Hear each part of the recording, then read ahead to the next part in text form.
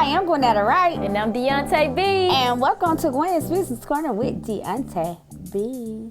We just made it through Valentine's Day. I know, Valentine's Day. I love the lovers and all, but it's about them coins, baby. If it ain't about the money. Right. Aside of that, man, COVID-19, it turned into COVID-2020. It turned into COVID-2021. You know what I mean? It's just like it won't go away. It won't go away. Yes, and I'm excited about today's show because we're talking about COVID-19, business in COVID-19. Right. And in order to substantiate your business in this pandemic, you had to be outside the box. Like, what were some things that you had to do when you had to be in the middle of this crisis to make changes? Well, going into this year, as far as us being open for the new tax season, right, there's a whole lot of different things that I had to try to incorporate so that, we can take the clients in, right, do face-to-face appointments. How was we going to get the majority of our clients, because people are scared to come out. Right. And we want to make sure that if somebody want a contactless, environment to do their taxes, that we were prepared for that. And so people don't realize, you do have to have some type of strategy. Not only that, it's an investment. Right. Because you got to also be safe. So I had to buy a lot of different things to get us we got the shields up and tech for the season. Right. So, but I think it's good. As long as you have strategy behind, I think that any business owner could be good. Yes, and that's why I'm excited about today's guest, because they have been able to substantiate their business in the middle of all of this. They bossing it up. Right. You know what I mean? So I'm excited about today's guest because, when you talk about substantiating in the pandemic, they bossed it up. Right. And I'm excited about today's guest because we have the Wane A, president and publisher of the Courier Latino newspaper. Absolutely. I love Wane. Yes. And we also have Darius Bradley. He is an author and an entertainment strategist. His new book, we're calling him the man with no excuses. I can't wait to hear what he got to talk about. Yes, and today this is Gwen's Business Corner with Deonta B. And we're going to teach you how to substantiate in the COVID-19. Stay tuned, keep it locked. We'll be right back. With virtual and in-office tax preparation from Expert Tax Service, you can file your tax return anytime, anywhere. Expert Tax Service makes it easy. Just log on to experttaxservices.com to get started. Our tax professionals will work with you to make filing your taxes simple, no matter where you are. Expert Tax Service. We're here for you at our offices in Columbus and Stone Mountain, or online nationwide at experttaxservices.com. Log on and get started today. So welcome back. Today we're talking about doing business in COVID-19, 2021. Our first guest, we have we call him the Wane Hales. Hey, Mr. Wane. How you doing? Welcome to the corner. Well, thanks for having me. We are so honored to have you here. We are. We definitely are. It's a pleasure. It's about time. That's what I'm saying. Yes. Y'all been in business for years. I've been waiting for the phone call. Oh, you finally got it. She's All sitting right. on that couch at the corner. All right, good. So let's talk about our tongue twister, the Courier Latino newspaper. Perfect. You have been in business with that for a long time. Tell us, how did you get started on your journey? I don't have a background in newspaper journalism or anything. And the bottom line was, I had worked with the Ledger-Inquirer for a while and worked with the Columbus Times for a short period. And I just realized that there was something missing in the community, that no one was really talking about the issues, the things that, men and brothers and sisters talk about in the beauty shop and barbershop. So I just set out on a path to do that. And 15 years later, I'm still here. That's amazing. Wow. Yes. So we talked about you have so many years in the industry now, but let's go back to when you first started out. What were some of the challenges that you faced, especially being in the era where you didn't have so much social media and all of those things? What were some of those obstacles and how did you overcome them? The bottom line was it was a leap of faith. So bottom line, when I started my business, I didn't even know how to turn on the computer. Right. I never took out a loan. So, and still haven't to this day. Like I said, I don't have a background in journalism. My background, my degree is in recreation administration. Okay. So I was with the YMCA for 15 years. So when I started, it was like, okay, I mean, that was the idea, is that trying to do something different. So it never dawned on me that I couldn't do it. I just started doing it. With the challenges, I really can't say there were challenges, because everything I've been doing has been fun. I love it. I love it. So that we're talking about businesses who are striving in COVID-19. And one thing I've noticed about you is that you believe in serving your community, and you believe in giving people their flowers while they're here. And so you have a lot of signature events where you give back to the community, you talk about different community issues, and you make sure that the people in the community are awarded for their work. So being that we had COVID, I think that you had to transition to a lot of virtual events. So tell us, how was that for you, knowing that you've been doing these different types of events and then having to transition to make sure that the things that you've already been doing in the community didn't necessarily die by going virtual? You know, COVID has made everybody creative. And if you weren't an entrepreneur, a lot of folks have become entrepreneurs. If you are currently an entrepreneur, COVID just, the antennas would go up and sit there and say, okay, I can't let this thing die. What am I going to do? So with that, we just went virtual. I looked around and said, okay, how can we do our community service awards? And I had a great guy to do the video, and we sat down and we said, okay, how can we do this? We pre-recorded things. Thank you for Deonta came in. She did my pre-show, which was great. We were able to get a different group of young folks involved. So there are a lot of young artists. And Deonta, I want to thank you, because I haven't talked with you first, but you did an excellent job with that red carpet show where we showcased some of our local artists in Columbus, Georgia. So so we ended up having a whole new base of folks now. So COVID is just, I'm gonna be honest, it's been good for me. Because of the creativity. I started doing a weekly show from my home with a green screen and all like that. So, and have been able to pull in local elected officials and talk about the issues that are going on. So you just have to be able to be motivated and creative and just keep the juices flowing. I love it. I love it. So what was the difference? Because, we just talked about it, we did the virtual. I know for me, it was a very different experience, but I loved it because that was my first time doing an actual award show virtually. So what would you say was the biggest difference between you doing it in 2019, where it was, where you were there, versus having to do it virtual? What was the biggest difference with that? We had a larger audience. More people watched it. And I think that's a good thing for virtually. Now more people know about the newspaper. We promoted it. And so we reached where we might have had 500 folk. We ended up with almost 1,000, 1,500 people watching. And of course they shared it. So that's the key for a lot of folks. If you do things virtual, you reach a larger audience. Wow. So that's the plus for that. Yeah, because when it was tied in, when you actually watched it, I know when I saw it, I was like, wow. Because, you do the pieces and, you don't really think it's really going to look like you're really at the actual show, because you do so many things in person. And I think it's important for people to see that creativity. It's a beast, Right.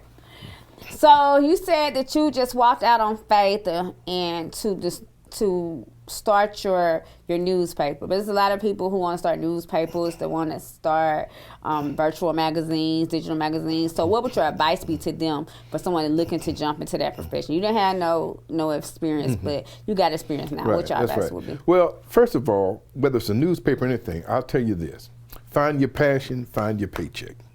If you can wake up in the morning and love what you do, and you will do it without being paid, that's your passion. If it's drawing, if it's singing, if it's doing videoing, if it's teaching exercise classes, find your passion and find your paycheck.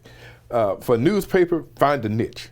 Now, my niche was local paper. I talked about the issues, but if you look at my paper, it's all about local issues. I don't do national things and that's part of the with social media, because now most folks can get everything on their apps or on their iPhones immediately. Right. So I'm behind the scenes. If I do my paper weekly, I'm late with the news. So Right. I deal with the local issues. So I deal with the local politicians. And I do my papers with the Hispanic community. Backtrack on that, 15 years and I still don't speak Spanish, but I do a Spanish newspaper. So that's what I would recommend. Find your niche. You know, just because I do a newspaper and you think, oh, I can do it, that does not necessarily make it so. What God has for me, He has for me. Right. So I don't worry about it. You can come in and try to do a newspaper if you want to. I'm not going to change what I do, because if you think about it, when Five Guys came into Columbus, Wendy's didn't change their menu. Right. McDonald's didn't change their menu. Be you. Right. So what God has for me, He has for me. So I don't care who comes in, but find your niche. But too often, a lot of people see what I do and think, oh man, I'm making money. He's making money. I can do that too. And they fail. Well, that's not your passion. That's not your purpose. So whatever you do, make sure it's your purpose and you're not trying to fit in my purpose or anyone else's purpose. I love it. Yes. So you have so many accolades. Like, it was just a list of accolades for all the things that you've done in the community and just different things you've done to reach the people. Well, how has building relationships and doing things in the community, how has that impacted you as a career? You know, I think I've garnered a lot of respect, because if you receive one of our awards, you earned it. Right. We don't give awards just because we give awards, just because, you know, okay, we like you. Right. If you receive something from us, no one can complain if we do our community service awards and we give out 12 awards. You might be mad because you didn't get one, but you can't go down the list and say, well, they don't deserve that. Right. So that's the key of staying true to us and true to the community, because I truly believe giving flowers while people are living. You can't do nothing for me if I'm dead and, you know, you looking on my casket. And too many people deserve credit. A lot of folks are doing things in this community that deserve it, but they never get their accolades because we're too busy looking at the leaders, the politicians. You know, there's a lot of grassroots people doing a lot of phenomenal things in all communities around here. So that's who I try to really reach out to. I love it. I love it. So before we get out of here, we need you to tell the people, if they're looking for your newspaper, how they can find it. You can find the Courier Echo Latino newspaper on Facebook, on the Courier Echo Latino newspaper, or on our website, couriernews.org. And we are, you know, and when we talk about COVID, we are really working on our Instagram and Twitter. So we got, you know, I'm old. I need some new people to help me do that. So, you know, I got a grandson, 17, who's trying to get me up to speed. But so that's something we are having to work with. But right now, our website is the best place, couriernews.org. All right. I love it. We thank you for coming to Thank the you. corner. Thank you. I appreciate it's it. an honor. Now I feel important. Yes. Yes. Thank you. Thank you. So there you have it. We just talked about it, and I mean, we are getting into some things here on the corner. And coming up next, we have Darius, and he's not taking no excuses. This is Gwen's Business Corner with Deonta B. Stay tuned, keep it locked. We'll be right back. If you would like to be a show guest, contact us on Facebook at Gwen's Business Corner, or you can email us at gwenbusinesscorner@gmail.com.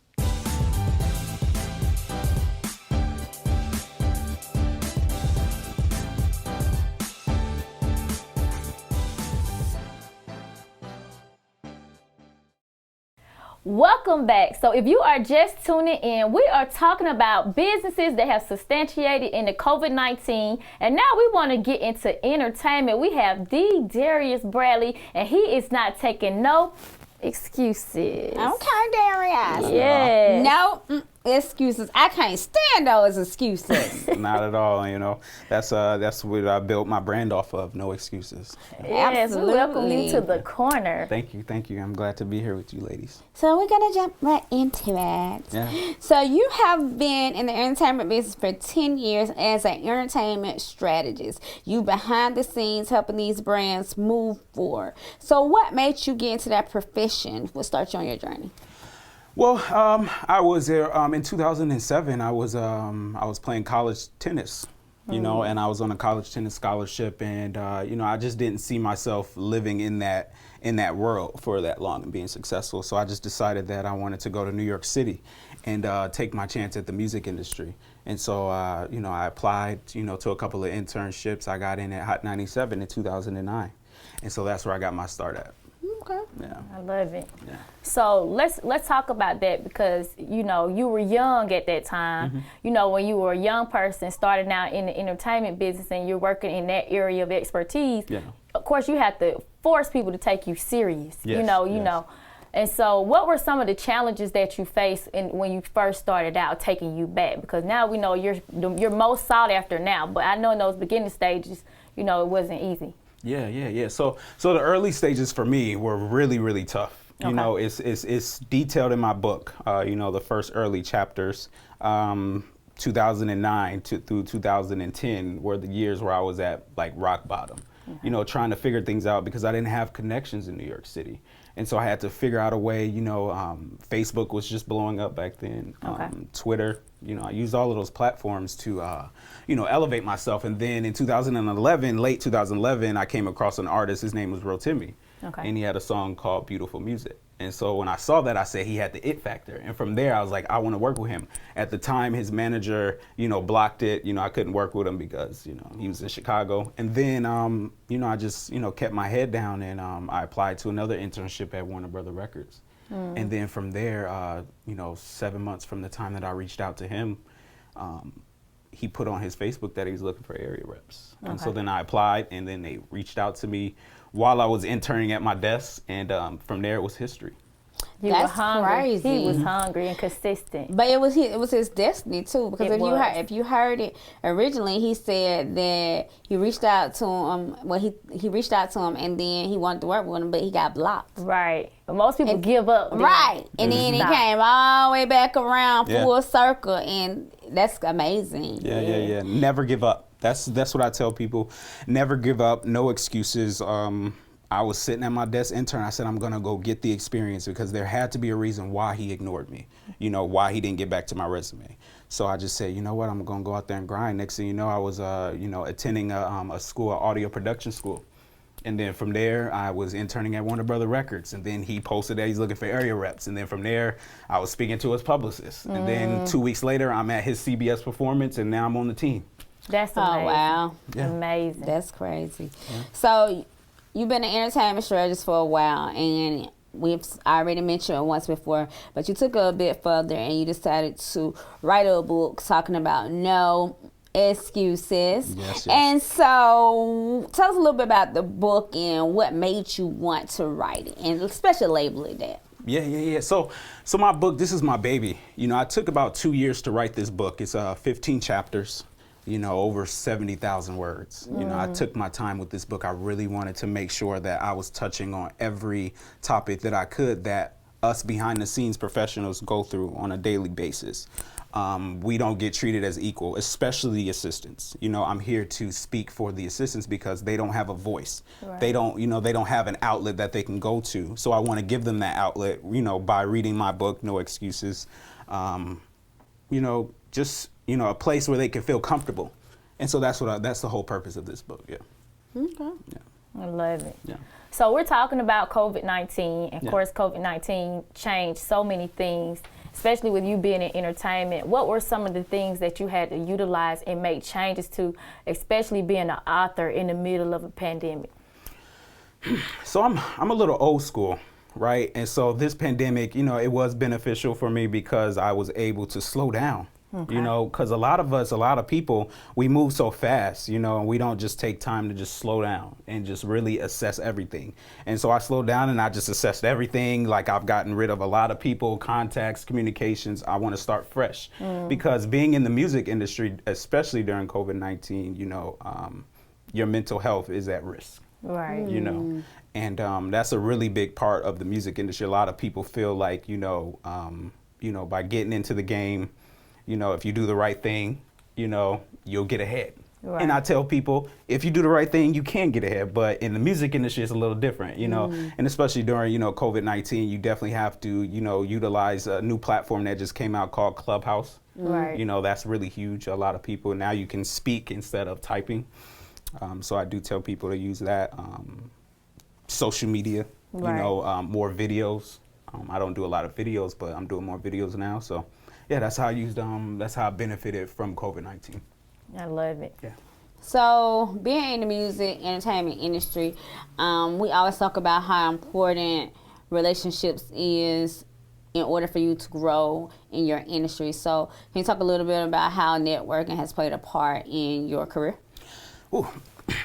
At the core, networking is huge for me. You know, everything that I did coming up in the game from 2009 was networking. I wouldn't have gotten to intern at Hot 97 if I didn't network. I wouldn't have been able to start working with Saquon, another client that I worked with. She was on a Broadway. I just hustled. You know, every opportunity I saw it, and I just said I have to go get it. You know, at all costs. You know, you have to be willing to go at it at all costs. If you're not in it for the long haul, then you have to get out. You have to know if you're passionate about networking. You have to be passionate about people. If you're not passionate about people, then you can't be in the music industry, because it's all about politics and who you know. So I used my network to get ahead, and I didn't have any network. You know, I grew my own network based off of my hustle and my grind. Yeah. Okay. Yeah.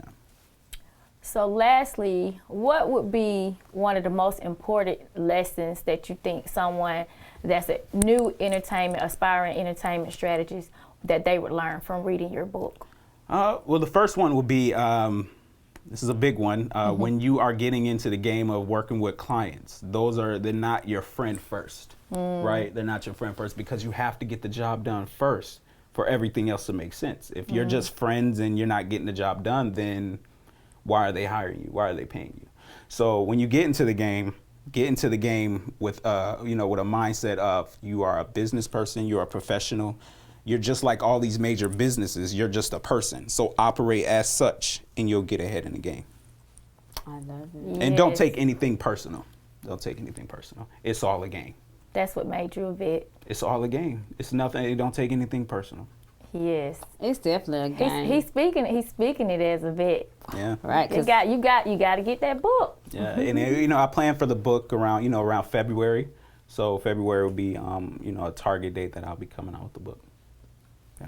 Okay. Yes. Sounds good. So, what was the process, you know, coming from being in entertainment, being an assistant, working with artists, to developing a book? You know, what was the process of you doing the book? And especially when you're saying it took you 2 years, it's your baby. Right. So I came up with the idea in 2016 to come up with a book because, like I told you, people like us, we need voices. Right. There's not many books out there that will give, you know, the behind the scenes professional voice, from the publicist to the, you know, to the A&R, to the video guy, to the mic person who's micing you up. Like, these people are important and they need this book because this book is an outlet for all of them. And so going into the process, I had to go through, you know, a lot of information because I had to make sure that everything was right. Because the first thing that a person's gonna do when you're coming out with a book is they'll try to discredit it, you know? Right. And so I wanted to take my time and really research everything, make sure everything was fact checked. And so that was the first thing. What else? Just taking care of it, protecting it, not talking too much about it. You know, a lot of people can mess up what they're gonna do with their projects because they talk so much about it. And then at that point, people are just like, I'm tired, I don't wanna even get the book. So I didn't really talk about the book for about 2 years. You know, here and there I talked about it, but now I'm really pushing forward with it. And I'm just, you know, I'm ready just to share it at this point. You know, I'm tired. I've read the book like 3 times, 15 chapters. You know, I'm pretty much know the book, you know, front to back. Yes, and I just think it's so much needed because, like we just talked about, you see the talent, but, you know, for you to give tools to people to show them, because you got so many people that they don't even know what to do when they get the talent. Right. Like, it's like they get the job, but they don't know it's do's and don'ts. They don't know it's no excuses. Yeah. Right. You know what I mean? So I just salute you, and I want you to tell people how they can get this book, because it's so many people that need to get this book that they want to be in that field of expertise, but they only know about the talent side. They don't know about these expertise, and it's a really good career. Yeah. Okay. So, you know, and just to revert a little bit back, you know, I've done many job titles, you know, from video editing, photography. You know, that's how I grew my network. You know, just expanding and doing other things other than being an entertainment strategist or a celebrity assistant. Yes, those were the two main things, but I had to go get some other skills so I can be in rooms like this, you know, where I can be behind the scenes doing, you know, video, because people need BDS videos. They need photos. You know, people need this stuff. Go buy you a camera. The first $500 that Rotimi gave me, I took that and I invested in and purchased a camera, you know? So lastly, tell the viewers how they can find you, and tell them how they can find you and your book.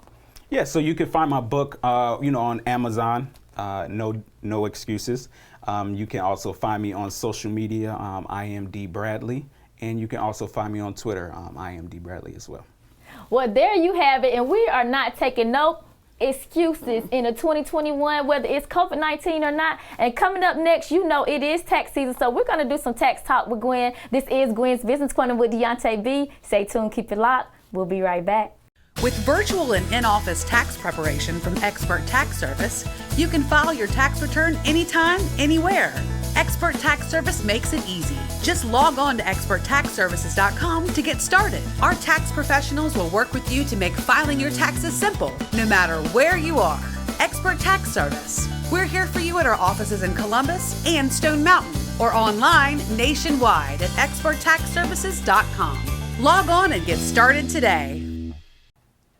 Welcome back. So if you are just tuning in, we are talking about substantiating business in the COVID-19, and you know it is tax season and we are waiting for those checks to drop. So Gwen, what you got for me with that tax news, girl?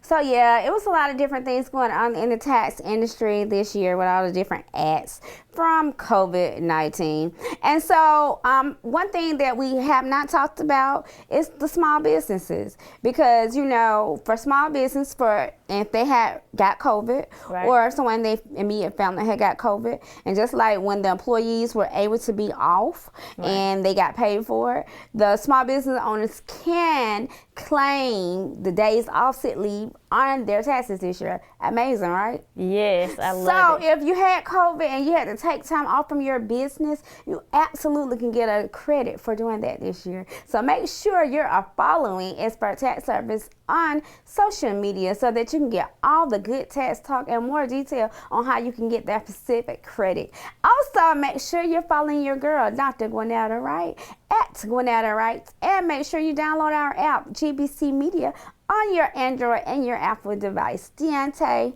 Well, you can find me at all social media outlets at The Real Deonta B. And we want you to make sure that you're visiting Expert Tax Services at all locations, our Stone Mountain location, and also our location right here in Columbus, Georgia. And we want you to visit us, like she said, at experttaxservices.com, because we want you to know how to let us treat your refund like it's ours. This is Gwen's Business Corner with Deonta B, and we wish you continued success in the COVID-19, 20, and 21. Kick the door in. We out. Peace.